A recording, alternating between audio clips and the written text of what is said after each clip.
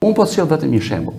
Ndihesha shumë keq kur ministri i mbrojtjes na mlidhe në takim dhe tema e parë që fillon të takimi ishte sa like e sa share i kemi dhënë fjalës kryeministrit.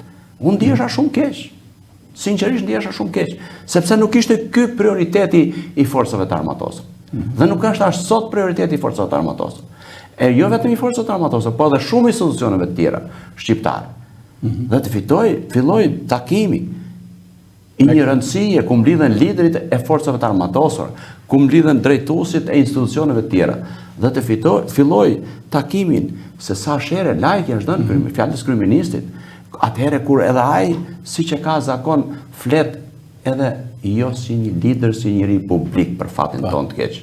Është shëmbëltyra, do thosha unë, më e keqe për qytetarët e vet, se një kryeministër, një njeri publik që zgjidhet për drejtuar një vend, i ndan shqiptarët në qyryk, e autik, e bullizon njerëzit, është e pafashme.